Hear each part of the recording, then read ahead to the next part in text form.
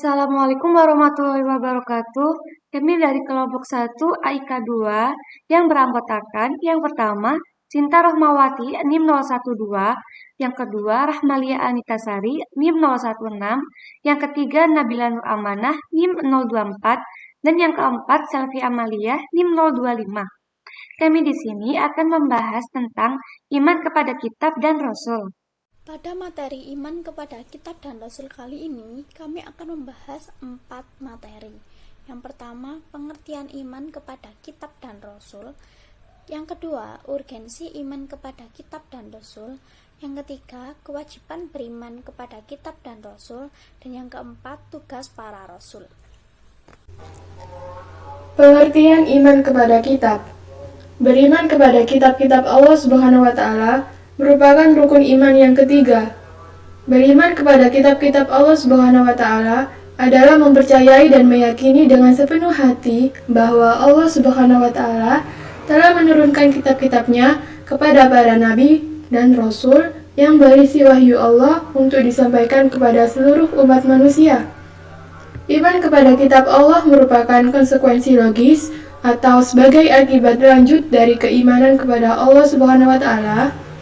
Artinya, seseorang yang mengimani adanya Allah Subhanahu wa taala harus juga mengimani adanya kitab-kitabnya yang diturunkan kepada manusia melalui perantara para nabi dan rasul.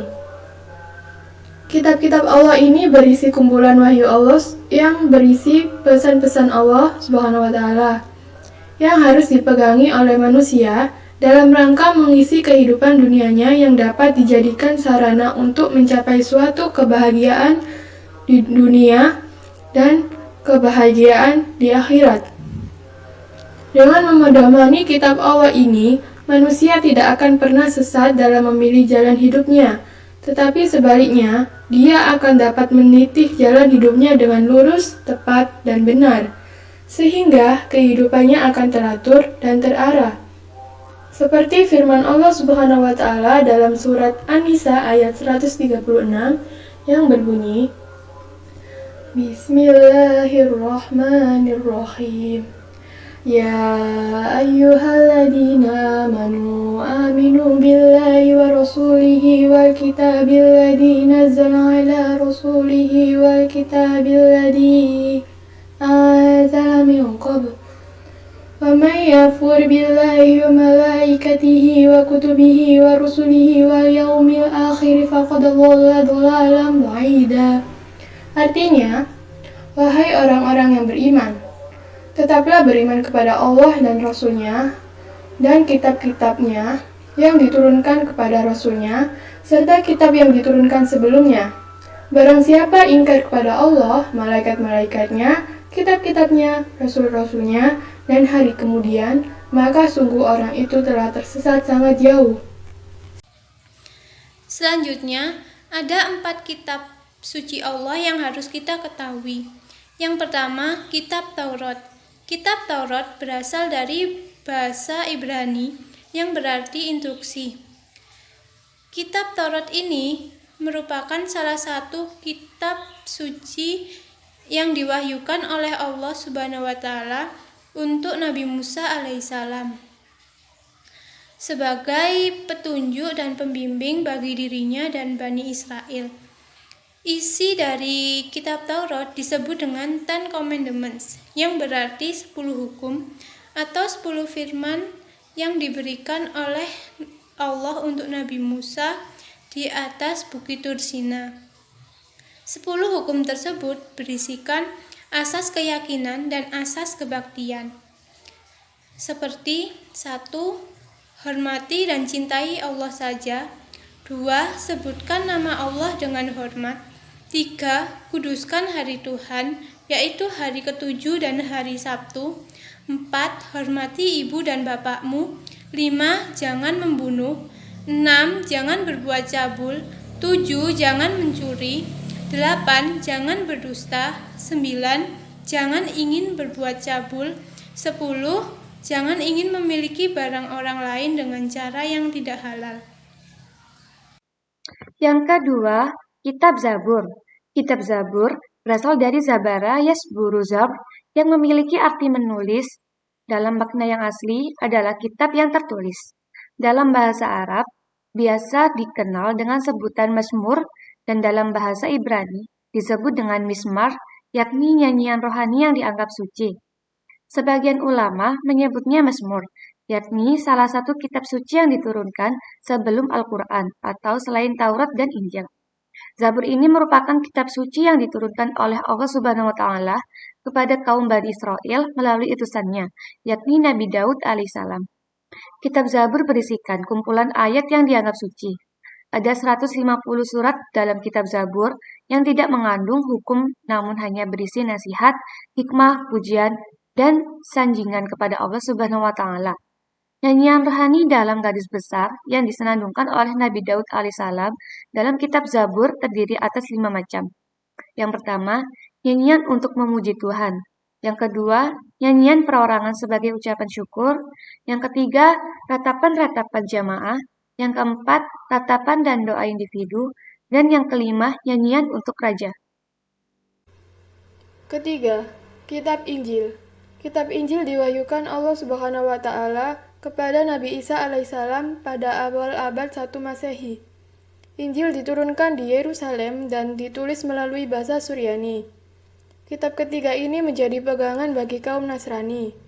Kandungannya yaitu mengenai perintah untuk percaya kepada Allah Subhanahu wa Ta'ala serta menghapus beberapa hukum yang ada di kitab Taurat karena tidak sesuai dengan zaman ketika itu.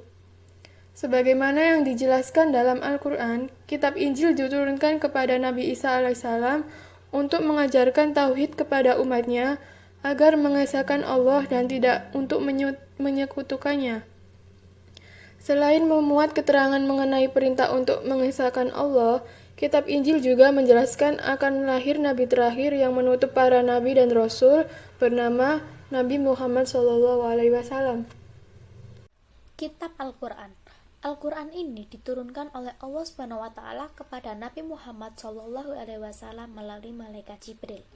Al-Quran tidak diturunkan sekaligus, akan tetapi secara berangsur-angsur.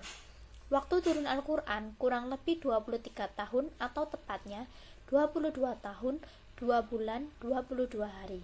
Terdiri atas 30 juz, 114 surat, 6.666 ayat, 74.437 kalimat, dan 325.345 huruf.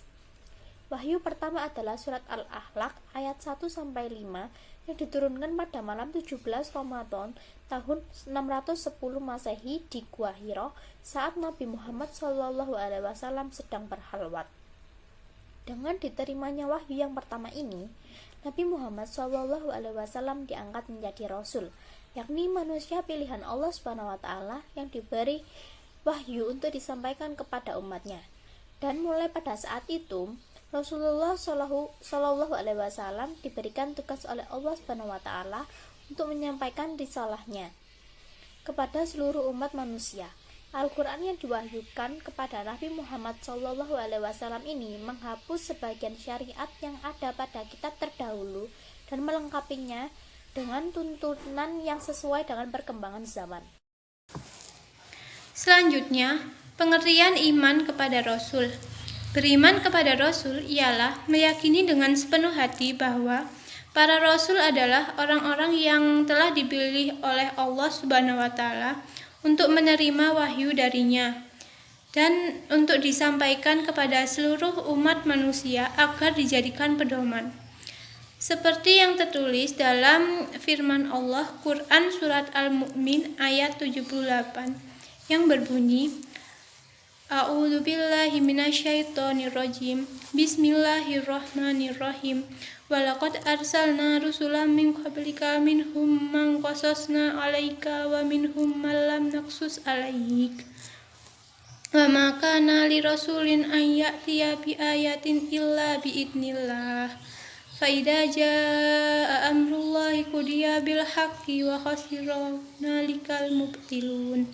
Yang artinya, dan sesungguhnya kami telah utus beberapa orang rasul sebelum kamu. Di antara mereka ada yang kami ceritakan dan ada pula yang tidak kami ceritakan. Tidak dapat bagi seorang rasul membawa suatu mukjizat melainkan dengan seizin Allah. Maka apabila telah datang perintah Allah, diputuskan perkara dengan adil, dan ketika itu rugilah orang-orang yang berpegang kepada hal yang batil. Urgensi iman kepada kitab. Iman kepada kitab-kitab Allah Azza wa Jalla merupakan salah satu rukun iman. Seperti yang tertulis dalam surat An-Nisa, Allah Azza wa Jalla berfirman, "Wahai orang-orang yang beriman, tetaplah beriman kepada Allah Azza wa Jalla dan Rasul-Nya, dan kepada kitab yang Allah Azza wa Jalla turunkan kepada Rasul-Nya, serta kitab yang Allah Azza wa Jalla turunkan sebelumnya. Barang siapa yang kafir kepada Allah, malaikat-malaikatnya, kitab-kitabnya, rasul-rasulnya, dan hari kemudian, maka sesungguhnya orang itu telah sesat sejauh-jauhnya." An-Nisa ayat 136. B. Iman kepada kitab-kitab Allah Azza wa Jalla adalah sifat para nabi dan rasul serta pengikut mereka atau kaum mukminin. Menunjukkan betapa pentingnya iman kepada kitab. Ini tampak dalam kehidupan ar-rasul dan kaum mukminin. Semangat mereka membaca, mentadaburi dan mengamalkan Al-Quran. Bahkan Rasulullah SAW selalu mengingatkan umat akan pokok ini dalam zikir-zikir beliau. C. Allah Azza wa Jalla memuji para rasul yang telah menyampaikan risalah-risalah kitab Allah Azza wa Jalla dan tidak menyembunyikan satu huruf pun.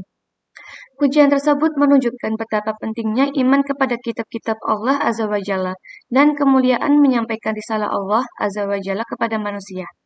D. Seorang dinilai kafir dan sesat di sisi Allah Azza wa Jalla jika tidak mengimani kitab-kitab Allah Azza wa Jalla, sehingga Allah Azza wa Jalla haramkan jannah atas mereka. Karena kekafiran itulah Allah Azza wa Jalla haramkan jannah atas mereka yang mendustakan ayat-ayat Allah Azza wa Jalla.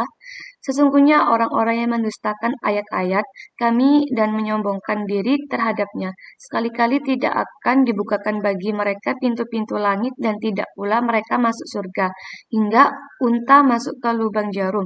Demikianlah kami memberikan balasan kepada orang-orang yang berbuat kejahatan. Al-A'raf ayat 40. E. Beriman kepada kitab-kitab Allah Azza wa Jalla adalah sebab keselamatan di dunia dan di akhirat. Sebaliknya, kufur kepada kitab-kitab Allah Azza wa Jalla adalah sebab azab dan kebinasaan.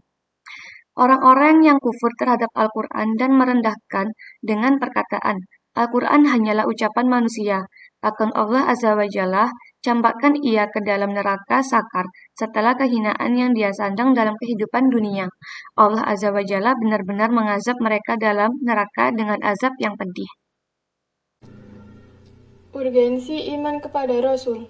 Pertama, iman kepada kenabian atau an-nubuwah adalah jalan mengenal untuk Allah dan mencintainya. Juga merupakan piranti untuk mencapai keridhaan Allah dan keselamatan dari azabnya, serta menjadi dasar kebahagiaan dan keselamatan di dunia dan akhirat.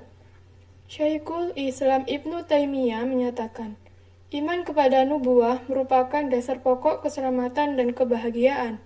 Barang siapa yang tidak memahami benar permasalahan ini akan bingung untuk mengetahui mana pintu petunjuk dan kesesatan, iman dan kufur, dan tidak dapat membedakan yang salah dan yang benar. Kedua, kebutuhan hamba Allah untuk mengakui kenabian lebih besar dan mendesak daripada kebutuhan mereka terhadap udara, makanan, dan minuman. Sebab, akibat kehilangan udara, makanan, atau minuman hanyalah kematian dan kerugian dunia. Berbeda jika ia tidak mengakui kenabian akan mengakibatkan kerugian di dunia dan akhirat. Syekh Islam Ibnu Taimiyah berkata, tanda-tanda kenabian dan termasuk menjadi bukti-bukti rububiyah Allah. Semuanya jelas dan nyata pada setiap orang, serta kejadian yang tampak terlihat karena makhluk membutuhkan pengakuan kepada Sang Pencipta dan para Rasul-Nya. Kewajiban beriman kepada kitab ada dua. Yang pertama, meyakini bahwa kitab-kitab itu benar wahyu Allah Subhanahu wa Ta'ala, bukan karangan dari para rasul. Yang kedua, meyakini kebenaran isinya. Kemudian beriman kepada Al-Quran. Yang pertama, meyakini bahwa Al-Quran itu benar-benar wahyu Allah Subhanahu wa Ta'ala, bukan karangan Nabi Muhammad SAW. Yang kedua, meyakini isi Al-Quran dijamin kebenarannya tanpa ada keraguan sedikit pun. Yang ketiga, mempelajari, memahami, dan menghayati isi Al-Quran. Dan yang keempat, mengamalkan ajaran-ajaran Al-Quran dalam kehidupan sehari-hari. Selanjutnya, kewajiban beriman kepada Rasul. Yang pertama, mencintai Rasulullah. Mencintai Rasulullah pada hakikatnya merupakan cinta kepada Allah. Allah telah berfirman dalam Quran Surat Al-Imran ayat 31, yang artinya, katakanlah jika kamu mencintai Allah, ikutilah aku Muhammad, niscaya Allah akan mengasihi dan mengampuni dosa-dosamu. Sesungguhnya Allah Maha Pengampun lagi Maha Penyayang. Dengan demikian, ada dua cara untuk mencintai Rasulullah, yaitu cara yang pertama adalah meneladani sikap dan perilakunya, serta taat kepada perintahnya, karena Rasulullah merupakan suri teladan. Yang kedua, selalu merindukan dan mengingatnya, karena orang yang merindukan Rasulullah akan selalu berusaha mengerjakan amalan-amalan seperti yang dilakukan oleh Rasulullah. Yang kedua adalah patuh. Allah juga menyatakan bahwa diutusnya Rasulullah agar ditaati oleh umatnya. Karena itulah taat dan patuh kepada Rasulullah merupakan perintah Allah yang wajib hukumnya. Seperti dalam Quran Surat An-Nisa ayat 64 yang artinya, dan kami tidak mengutus seorang Rasul melainkan untuk ditaati dengan seizin Allah. Maka dari itu, taat dan patuh kepada Rasulullah dilakukan dengan cara mengikuti semua yang diperintahkannya dan meninggalkan semua yang dilarangnya. Kemudian yang ketiga, i'tiba. Menurut Imam Syafi'i, i'tiba adalah mengikuti pendapat-pendapat yang datang dari Nabi Muhammad SAW dan para sahabat atau yang datang dari tabi'in yang mendatangkan kebajikan. I'tiba didapatkan dengan mengkaji nas-nas kemudian mengistinbatkan hukum darinya. Seorang tabi atau orang yang beriktiba dapat mengemukakan dalil beserta hujah atau alasan mengapa ia memilih pendapat tersebut. Kemudian yang terakhir, yang keempat, memuliakan dan menghormati Rasul. Dengan cara memuliakan dan menghormati Rasul adalah membenarkan wahyu Al-Quran yang diturunkan oleh Allah kepada baginda Rasulullah SAW dan As-Sunnah. Tugas para Rasul. Setiap Rasul Allah mempunyai tugas yang sama antara lain. 1. Menyatukan i'tikad dan keyakinan umatnya bahwa Tuhan adalah zat yang maha kuasa. 2. Memberi batas bagi umatnya, mana hal yang dilarang dan mana yang harus dikerjakan menurut perintah Allah Subhanahu wa Ta'ala. 3. Memberikan pedoman kepada umatnya agar mereka menghiasi diri dengan sifat-sifat yang utama atau akhlak terpuji. 4. Menjelaskan kepada umatnya apa saja yang dapat membawa mereka kepada keridhaan Allah dan apa saja yang dapat membawa mereka kepada kemurkaannya. 5. Mengajarkan kepada umatnya tentang berita-berita gaib sesuai dengan ketentuan-ketentuan yang digariskan Allah Subhanahu wa Ta'ala. Dengan adanya tugas-tugas para rasul ini, maka antara rasul yang satu dengan yang lain tidak ada bedanya. Namun, di antara para rasul itu, ada yang mempunyai keteguhan dan ketabahan hati yang sangat luar biasa dalam menyebarkan ajaran tauhid, yaitu disebut ulul asmi. Firman Allah Quran Surat Al-Ahqaf ayat 35 yang berbunyi, A'udzubillahi minasyaitonirrajim.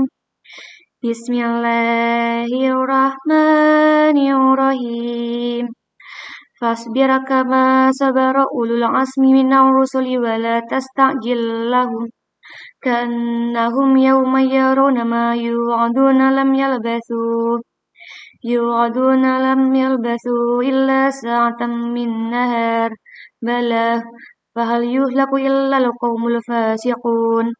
Artinya, maka bersabarlah kamu seperti orang-orang yang mempunyai keteguhan hati dari rasul-rasul yang telah bersabar dan janganlah kamu meminta disegerakan atau azab bagi mereka. Pada hari mereka melihat azab yang diancamkan kepada mereka, merasa seolah-olah tidak tinggal di dunia, melainkan sesat pada siang hari ini. Inilah suatu pelajaran yang cukup maka tidak dibinasakan melainkan kaum yang fasik. Quran Surat Al-A'qaf ayat 35. Sekian presentasi dari kami kelompok 1 mengenai iman kepada kitab dan rasul. Semoga apa yang telah kami sampaikan dapat berguna dan bermanfaat bagi kita semua. Terima kasih. Wassalamualaikum warahmatullahi wabarakatuh.